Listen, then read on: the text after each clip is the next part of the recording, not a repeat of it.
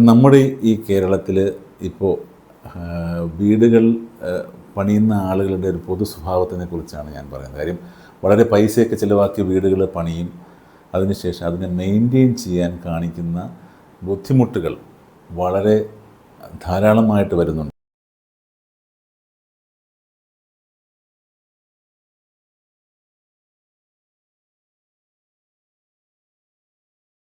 Hi, നമസ്കാരം. വീട് പണികൾ പുരോഗമിക്കുകയും വീട് പണികൾ പാലുകാച്ചുകയൊക്കെ ചെയ്തുകൊണ്ടിരിക്കുന്ന ആളുകളോട് ഒരു ചെറിയ സജഷൻ അവതരിപ്പിച്ചുകൊണ്ടാണ് ഈ ഒരു വീഡിയോ ഞാൻ ചെയ്യുന്നത്.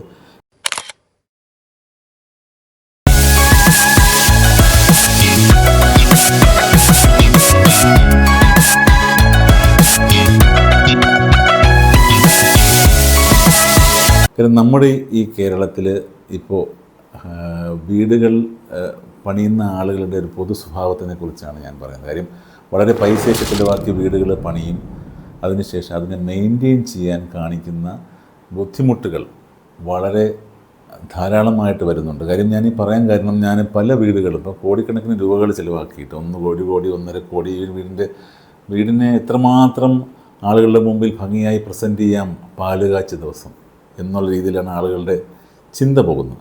അപ്പോൾ അതൊരു വിമർശനാത്മകമായിട്ടുള്ളൊരു കാര്യമായിട്ടല്ല ഞാൻ പറയുന്നത്. നമ്മുടെ വീടിനെ നമ്മൾ വളരെ ഭംഗിയായി മറ്റുള്ളവരുടെ മുമ്പിൽ അവതരിപ്പിക്കുന്നതിലൊന്നും തെറ്റൊന്നുമില്ല, അങ്ങനെ ചെയ്യുക തന്നെ വേണം. പക്ഷേ അതിനുശേഷം വീടിനെ പരിപാലിക്കുന്നതിന് പലരും ബാക്കിലോട്ട് പോകുന്നു. കാര്യം നമ്മളൊരു വീട് ഹാൻഡ് ഓവർ ചെയ്തതിന് ശേഷം അതിൻ്റെ പാല് കാച്ച് കഴിഞ്ഞ് ഒരു 3-4 വർഷം കഴിഞ്ഞ് നമ്മളവിടെ ആ വീട്ടിൽ ചെല്ലുകയാണെങ്കിൽ വളരെ പരിതാപകരമായ അവസ്ഥയിൽ അതിനെ മെയിൻറ്റെയിൻ ചെയ്തിരിക്കുന്നതായിട്ട് പലപ്പോഴും ശ്രദ്ധയിൽപ്പെട്ടിട്ടുണ്ട്. കാര്യം പ്രത്യേകിച്ച് എടുത്ത് പറയാവുന്നൊരു കാര്യമെന്ന് പറഞ്ഞാൽ, പെയിൻറ്റിങ് എന്ന് പറയുന്ന സംഭവം പിന്നെ ചെയ്യില്ല. പെയിൻറ്റിങ് അടുത്ത ആ വീട്ടിലെ അംഗത്തിൻ്റെ മക്കൾക്കാർക്കെങ്കിലും കല്യാണമൊക്കെ വരുന്ന സമയത്താണ് അവർ റീപെയിൻറ്റിങ്ങിനെ കുറിച്ച് ചിന്തിക്കുന്നത്. ഇപ്പോഴത്തെ ഈ കാലാവസ്ഥയുടെ ഒരു പ്രത്യേകത കൊണ്ട് മഴയും വെയിലും മാറി മാറി ഈ ഒരു സ്ട്രക്ചറിൽ എക്സ്പോസ് ചെയ്യപ്പെടുന്ന ഒരു അവസ്ഥയാണ്. കാര്യം മഴയെന്ന് പറയുന്നത് നമുക്കറിയാം, ഇപ്പോൾ ഒരു വർഷത്തിൽ എല്ലാ മാസത്തിലും മഴ, പഴയതുപോലെ ജൂൺ ജൂലൈ മാസങ്ങളിലും നവംബർ മാസത്തിലും മാത്രമല്ല മഴ.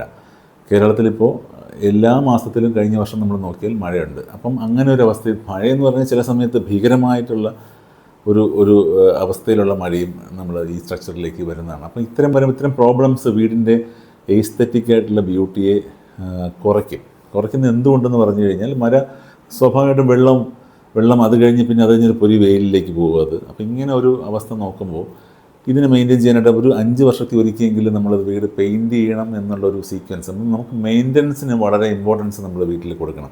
പ്രത്യേകിച്ച് നമ്മൾ വീടിൻ്റെ ഒരു ഫ്രീക്വൻ്റ് ആയിട്ടുള്ളൊരു മെയിൻ്റനൻസ് ഇൻസ്പെക്ഷൻ നമ്മൾ നോക്കണം. കാരണം നമ്മുടെ സിസ്റ്റംസ് എല്ലാം പ്രോപ്പറായിട്ട് ഫങ്ഷൻ ചെയ്യുന്നുണ്ടോ. സാധാരണ എല്ലാവരും ഒരു പ്രോബ്ലം വരുമ്പോഴാണ് അത് ഇത് ചെയ്യുന്നത്. അപ്പോൾ ഞാനൊക്കെ നമ്മൾ ബിൽഡിങ് ഹാൻഡ് ഓവർ ചെയ്യുന്ന സമയത്തൊരു മെയിൻ്റനൻസ് പ്ലാൻ അല്ലെങ്കിൽ ഒരു മെയിൻ്റനൻസ് ചെക്ക് ലിസ്റ്റൊക്കെ കൊടുക്കാറുണ്ട്. കാര്യം എന്ന് വെച്ചാൽ നമ്മൾ ഇതൊക്കെ നോക്കണം. എന്തെങ്കിലും വിഷയം ഉണ്ടെങ്കിൽ ആദ്യത്തെ വർഷങ്ങളിൽ നമ്മളെ തന്നെ അറിയിക്കും, നമ്മൾ കറക്റ്റ് ചെയ്ത് കൊടുക്കുകയും ചെയ്യുന്നൊരവസ്ഥ. പിന്നെ അത് കഴിഞ്ഞിട്ട് കുറച്ച് കഴിയുമ്പോൾ നമ്മളെ വിളിക്കാതെ തന്നെ ഡയറക്റ്റായിട്ട് പല ചേഞ്ചുകളും വരുമ്പോൾ സിസ്റ്റത്തിനകത്ത് ഉണ്ടാകുന്ന ചില പ്രശ്നങ്ങളൊക്കെ ഉണ്ട്. അപ്പോൾ ഇതിനെല്ലാം ഒരു സീക്വൻഷ്യലായിട്ടുള്ള ഒരു മെയിൻ്റനൻസ് പ്ലാൻ തന്നെ നമുക്ക് വേണം. അപ്പോൾ ഞാനൊരു ആശയം അവതരിപ്പിക്കുകയാണ്. കാര്യം ഞാൻ എല്ലാവരോടും പറയുന്നൊരു സംഭവം, നമ്മൾ വീട് ഒരു 65 ലക്ഷം രൂപ 70 ലക്ഷം രൂപയുടെ ഒരു വീട് നിങ്ങൾ ചെയ്തിരിക്കട്ടെ. നിങ്ങൾ അതിൻ്റെ വീട് പാല് കാച്ചുന്ന സമയത്ത് അതിൻ്റെ ഒരു 5% കോസ്റ്റ്, ആ കോസ്റ്റിൻ്റെ ഒരു 5%, അത് ഉദാഹരണത്തിന് പറയുകയാണെങ്കിൽ ഒരു 3.5 ലക്ഷം രൂപ. ഇപ്പോൾ 70 ലക്ഷത്തിൻ്റെ വീടാണെങ്കിൽ 3.5 ലക്ഷം രൂപ നിങ്ങളൊരു FD ആക്കി, വീടിന് വേണ്ടിയിട്ട് ഒരു FD. നമ്മളിപ്പോൾ നമ്മുടെ ആവശ്യങ്ങൾക്കും നമ്മളൊരു ഫിക്സഡ് ഡെപ്പോസിറ്റൊക്കെ ഇടുന്ന ആൾക്കാരല്ലേ. അപ്പോൾ വീടിന് വേണ്ടിയിട്ട് ഒരു FD ആയിട്ട് നിങ്ങൾ ഇടുക. അപ്പോൾ അത് 5 വർഷം കഴിയുമ്പോൾ അതൊരു ഡബിൾ എമൗണ്ടിലേക്ക് പോകുമ്പോൾ ആ എമൗണ്ട് മതി നിങ്ങൾക്ക് 5 വർഷം കഴിഞ്ഞ് ആ വീടൊന്ന് റീപെയിൻറ്റ് ചെയ്ത് കൊടുക്കാനായിട്ട്. കാര്യം ഞാനിപ്പോൾ എൻ്റെ ഒരു സുഹൃത്തിൻ്റെ ഒരു വീട് ഞാൻ 5 വർഷം മുമ്പ് ഹാൻഡ് ഓവർ ചെയ്ത വീട് ഇപ്പോൾ പുതുപുത്തൻ പോലെ തന്നെ ഇരിക്കുന്നൊരവസ്ഥയാണ്. അപ്പോൾ ആ 5 വർഷം കഴിഞ്ഞപ്പോൾ കൃത്യമായ ഒരു സീക്വൻഷ്യൽ പ്ലാനിങ്ങിൽ അതിൻ്റെ മെയിൻ്റനൻസ് നടത്തി എന്നുള്ളതാണ്. അപ്പോൾ അതിൻ്റെ സിസ്റ്റമൊക്കെ നമ്മൾ വളരെ പ്രോപ്പറായിട്ട് ചെയ്ത് കൊടുത്തത് കൊണ്ട് അതിനകത്തൊന്നും വലിയ തകരാറുകളോ പ്രശ്നങ്ങളോ വാട്ടർ ഡ്രെയിനേജിൻ്റെ ഇഷ്യൂസോ അല്ലെങ്കിൽ പ്ലംബിങ്ങിൻ്റെ ഇഷ്യൂസോ ഇലക്ട്രിക്കലിൻ്റെ ഇഷ്യൂസോ ഒന്നുമില്ല. പക്ഷേ ഈ ഭംഗിക്കേട് വരാതിരിക്കാൻ വേണ്ടിയിട്ട് ഇതിനെ കൃത്യമായിട്ട് റീപെയിൻറ്റ് ചെയ്തു എന്നുള്ളതാണ്. അപ്പോൾ ഞാനത് വളരെ അട്രാക്റ്റീവായിട്ട് എനിക്ക് തോന്നി. കാര്യം ഇപ്പോഴും നമ്മളതുപോലെ തന്നെ ഫ്രീക്വൻ്റ് ആയിട്ട് വീടിനെ ഡീക്ലട്ടർ ചെയ്യുക, ക്ലീൻ ചെയ്യുക, പൊടി ക്ലീൻ ചെയ്യുക. ഒരു 6 മാസത്തിൽ ഒരിക്കലെങ്കിലും നമ്മൾ ഡീപ്പ് ക്ലീനിങ് എന്ന് പറയുന്ന ഒരു പ്രോസസ്സ്, അപ്പോൾ അതിപ്പോൾ ഒരുപാട് ഏജൻസികൾ ചെയ്യുന്നുണ്ട്.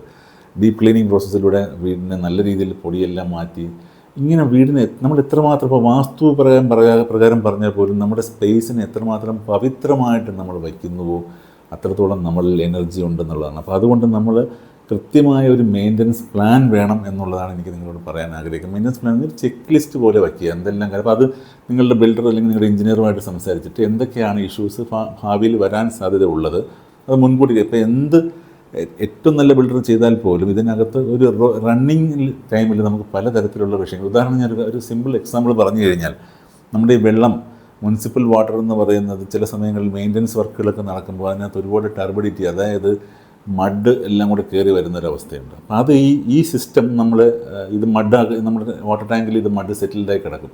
ചിലപ്പോൾ നമ്മൾ പമ്പ് ചെയ്യുന്ന സമയത്ത് അല്ലെങ്കിൽ ഇത് ഫ്ലോ ചെയ്യുന്ന സമയത്ത് ഈ മഡ് നമ്മുടെ സിസ്റ്റത്തിലേക്കൊക്കെ വന്ന് പ്ലംബിങ് പല സ്ഥലങ്ങളിലും ഈ ഫിൽറ്റർ സിസ്റ്റംസാണ് ഇപ്പോൾ, അതിനകത്തെല്ലാം വന്ന് അടിഞ്ഞു കൂടാനൊക്കെ ഉള്ള സാധ്യതയുണ്ട്. അപ്പോൾ ഇതൊന്നും നമുക്ക് മുൻകൂട്ടി കാണാൻ പറ്റുന്നില്ല. അപ്പോൾ അതിനൊരു സീക്വൻഷ്യലായിട്ടുള്ള ഒരു മെയിൻ്റനൻസ് പ്ലാൻ തന്നെ നമുക്ക് വേണം. അപ്പോൾ ഞാനിപ്പോൾ എൻ്റെ അടുത്ത കുറേ വീഡിയോയിൽ മെയിൻ്റനൻസ് എങ്ങനെ ചെയ്യാം, വ്യക്തമായിട്ട് എങ്ങനെ ചെക്ക് ചെയ്യാം എന്നുള്ള വീഡിയോസ് വരുന്നുണ്ട്. ഈ ഒരു ആശയം നിങ്ങളുടെ മുന്നിൽ ഒരു മെയിൻ്റനൻസിന് വേണ്ടി ഒരു ബഡ്ജറ്റ് അലോക്കേഷൻ എന്ന് പറയുന്നത് വളരെ നമുക്കൊരു ചിലപ്പോൾ ഇൻറ്റീരിയർ ചെയ്യുമ്പോഴത്തെ ഒരു ചിലവാക്കുന്നൊരു പൈസ ആയിരിക്കും, അല്ലെങ്കിൽ 2-3 ലക്ഷം രൂപയായിരിക്കും. അതിന് നമ്മളൊരു FD ആക്കി മാറ്റി കൃത്യമായിട്ട് വീടിന് വേണ്ടിയിട്ട് വീടിൻ്റെ ഭാവിക്ക് ആ മെയിൻറ്റെയിനബിലിറ്റിയിലാണ് ആ വീട് നിലനിൽക്കാൻ പോകുന്നത്. അപ്പം ഇപ്പോൾ ഈ RCC ബിൽഡിംഗ് അല്ലെങ്കിൽ കോൺക്രീറ്റ് ബിൽഡിംഗ് എന്നൊക്കെ പറഞ്ഞു കഴിഞ്ഞാൽ ഇപ്പോൾ ഏതാണ്ട് തെളിയിച്ചിട്ടുണ്ട് 60 വർഷം 70 വർഷം വരെയൊക്കെ നല്ല രീതിയിൽ പഴയ വീടുകളൊക്കെ ഇപ്പോഴും നിൽക്കുന്നുണ്ട്.